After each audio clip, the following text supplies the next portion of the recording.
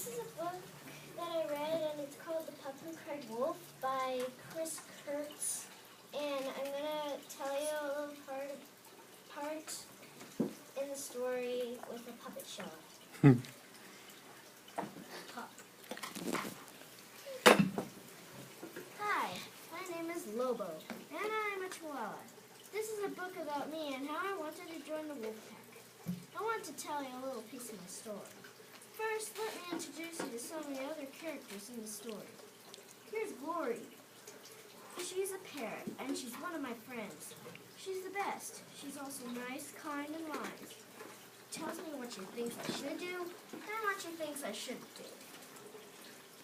Here's Hector. He's a rat. And he's my other friend. We like to play games together. He stinks like rats always do. Hey! Still, I like him as a friend. And last but not, well, let's not add that in because she is my nightmare. Her name is Alexandra. She is an 8-year-old woman girl, and she's a pain to meet Hector and Glory. And since I'm done introducing my nightmare, and of course my two friends, let me tell you a little piece that I picked out of my story. It all began early one morning. Hector was in his cage, and I was sleeping peacefully until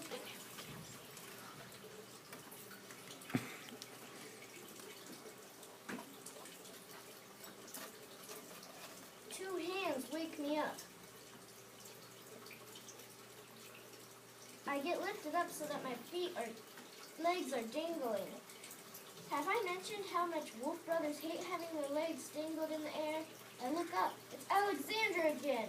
Never mind struggling. I consider a good sharp bite to just one of those little fingers.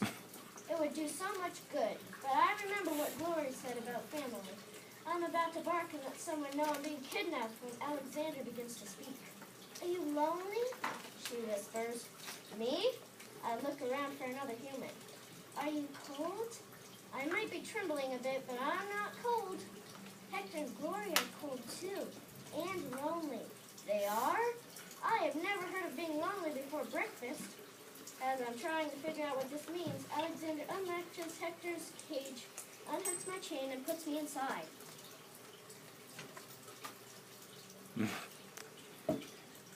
Imagine this. I have come to Yellowstone Park with the notion that I might be able to taste a bit of freedom. Instead, I am being shoved into a cage that would make a prairie dog feel cramped. Here's a picture of what we look like.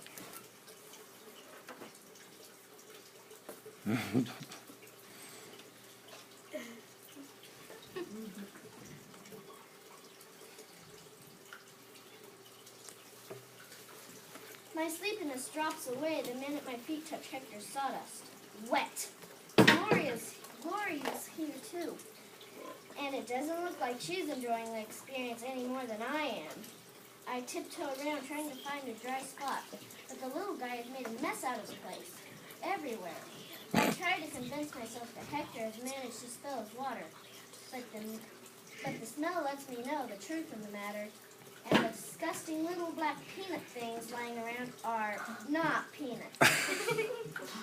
I try to keep my nose closed and breathe through my mouth. Hector opens his eyes. He looks as if he can't quite figure out where he is.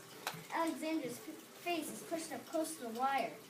If she could fit, I think she would crawl in with us. Just then I hear footsteps coming from the back of the motorhome. That's a good sign. Alexandra hears it too. Uh-oh, she whispers. Somebody's coming. We better get you outside before you get in trouble. Me? In trouble? What did I do? She picks up the cage, and the whole thing bucks and heaves while she stands up.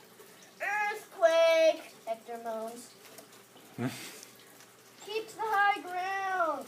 I don't understand why this is important until I find myself at the bottom of the heap. With a rat's foot in my ear and my face smashed in the wet sawdust, you'll lurch and sway and knock into each other. With a rat's foot in my ear, my sensitive hearing can pick up sounds. I hear Alexandra unlatch the door of the motorhome. She's making a clean getaway with her stolen treasure. Meanwhile, the treasures get airsick. She rushes down the motorhome steps. The cage slips out of her hands. We flip through the air.